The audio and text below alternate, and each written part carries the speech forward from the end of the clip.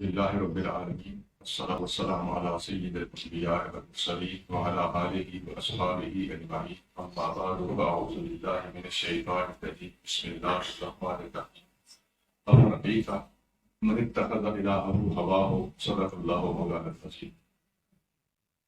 معزز و مکرم حاضرین محترم، قرآن شریف کی سورۃ جاسیہ میں سے آیت نمبر 23 آپ کے سامنے تلاوت کی ہے. اس کا ترجمہ ہے اللہ کی ارشاد فرما رہا ہے، کیا تم نے اس شخص کو دیکھا ہے جس نے اپنی خواہشات کی اتباع کی اور اپنی خواہشات کو اپنا خدا بنا لیا، اپنا معبود بنا لیا. یہ جو خواہشات کو اپنا معبود بنایا جاتا ہے، اس قسم کے لوگ تین قسم کے ہیں. پہلے غیر مسلم ملحدین داہیہ جو اپنی خواہشات کے اوپر چلتے ہیں، اپنی مرضی سے ہر کام کرنا چاہتے ہیں، اپنی مرضی سے جینا چاہتے ہیں، اپنی مرضی سے مرنا چاہتے ہیں. اس قسم کے الفاظ گھڑ گھڑ کے استعمال کرتے ہیں. قرآن شریف ان کو خواہش پرست کہتا ہے. تو یہ لوگ بھی واضح طور پر بھٹکے ہوئے لوگ ہیں، حقیقت کے ساتھ ٹکرا رہے ہیں، پہاڑ اور چٹان پر ٹکرے مار رہے ہیں. کبھی بھی اس دنیا کا کوئی بندہ نہ اپنی مرضی سے پیدا ہوا ہے، نہ اپنی مرضی سے جوان ہوتا ہے، نہ اپنی مرضی سے بوڑھا ہوتا ہے، نہ اپنی مرضی سے مرتا ہے، نہ اپنی مرضی سے امیر ہوتا ہے، نہ اپنی مرضی سے غریب ہوتا ہے، نہ اپنی مرضی سے کسی کو لوٹ سکتا ہے، نہ اپنی مرضی سے کسی کو مار سکتا ہے، نہ اپنی مرضی سے خودکشی تک کر سکتا ہے. یہ تو بالکل ہی بد دماغی والی بات ہے، اس کا حقیقت سے کوئی تعلق نہیں ہے. دوسرے نمبر پر جو لوگ مسلمان ہو جائیں اور اس کے باوجود وہ اپنی مرضی کریں، اب تو ان کو شریعت کی پابندی کرنی چاہیے. تو مسلمان ہو جانے کے بعد اس خرابی کو دور کرنا مقصود تھا، اس کو اب بھی دور نہ کیا تو چلو کم از کم داعی اور مرید سے بہتر تو ہے، لیکن پریکٹیکلی اور عملی طور پر اپنی اصلاح کرنے کے لیے وہ تیار نہیں ہے، یا اس طرف توجہ نہیں دے رہا، یا زور نہیں لگا رہا. مان چکا ہے لیکن عملاً وہ کمزور ہے. ایسا شخص بھی اپنی سطح پر اپنے لیول پر اتر کر خواہش پرست ہے. نبی کریم رؤوف رحیم صلی اللہ علیہ وسلم فرماتے ہیں، لا یؤمن احدکم حتی تکون ہواہ تبعا لما جئت بہ. تم میں سے کوئی شخص اس وقت تک کامل ایمان والا نہیں ہو سکتا جب تک اس کی خواہش اس پیغام کے مطابق نہ ڈھل جائے جو میں لایا. یعنی شریعت کے مطابق نبی کریم رؤوف رحیم صلی اللہ علیہ وسلم کی تعلیمات کے مطابق ہماری خواہشات ڈھل جائیں گی، تب ہمارا ایمان کامل ہوگا. تو ایمان لانے کے بعد اگر کمزوری رہ جائے تو یہ اس حد کی نبی کریم صلی اللہ علیہ وسلم بات فرما رہے ہیں. اس لیے میں لا یؤمن احدکم، تو اس وقت تک مومن نہیں ہو سکتے. وہ یہ ایڈریس مومنوں کو کیا جا رہا ہے کہ تمہارا ایمان پراپر کامل اور صحیح اور نبی کریم صلی اللہ علیہ وسلم شریعت کے مطابق اس وقت تک نہیں ہو سکتا جب تک اپنی مرضی چھوڑ کر اللہ اس کے رسول کی مرضی کو اڈاپٹ نہ کرے. تیسرا لیول صوفیاء کا ہے، خاص مومنین کا، خاص مسلمانوں، جو مسلمانوں میں سے بھی سلیکٹڈ چنے ہوئے اور گویا کے خواص یا اخص الخواص لوگ ہیں، ان کو صوفیاء کہا جاتا ہے. تو پہلی خواہشات کو چھوڑا تو داعیہ اور ملحد سے نکل کر مسلمان ہو گیا. اس سے آگے اپنی خواہشات کو چھوڑا تو اچھا مسلمان ہو گیا.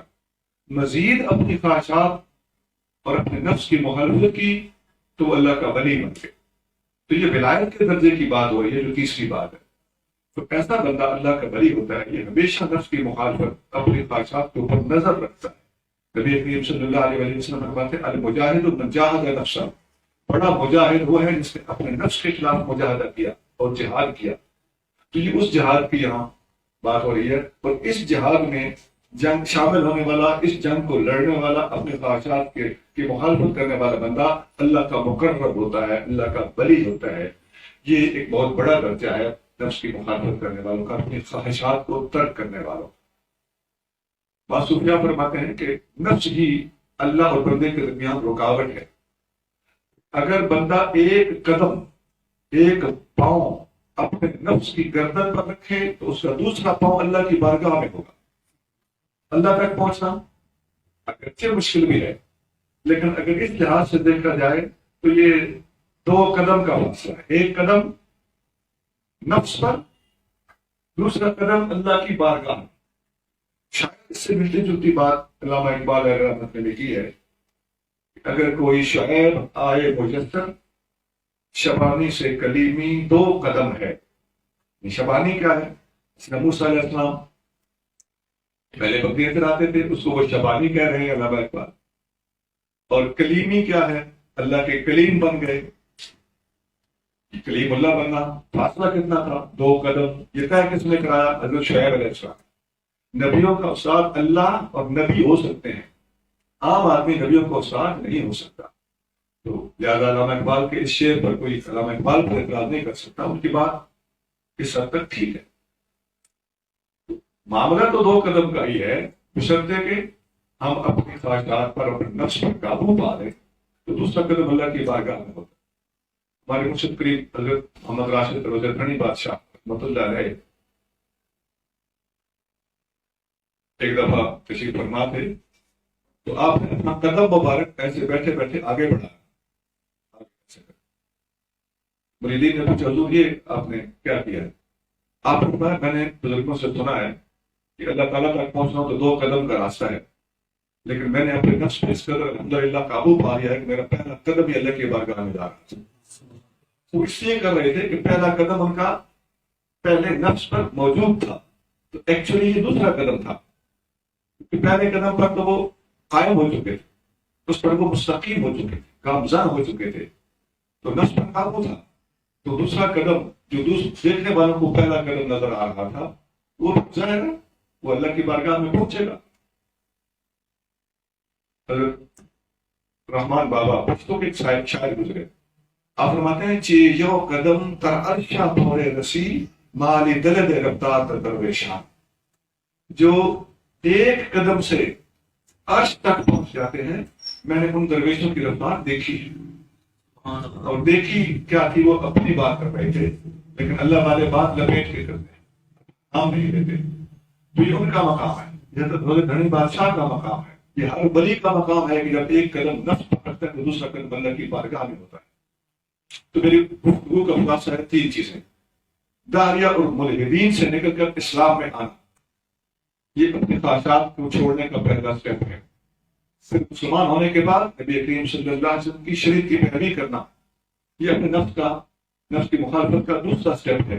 اور مسلمان ہو جانے کے بعد، شریعت پر گامزن ہو جانے کے بعد، اپنے نفس کی شرارتوں پر نظر رکھنا، اس کو سمجھ جانا کہ یہ کہاں کا انسان کو دھوکہ دیتا ہے، اور اس فیلڈ میں کامیاب ہونا جسے جہاد اکبر کہا گیا ہے، یہ ولیوں کا درجہ ہے. اللہ کریم ہمیں ان تمام مراتب کے اعتبار سے نفس کی مخالفت کرنے کی اور اپنی خواہشات کی نفی کر کے اللہ کو راضی کرنے کی توفیق عطا فرمائے. سبحان ربک رب العزت عما یصفون وسلام علی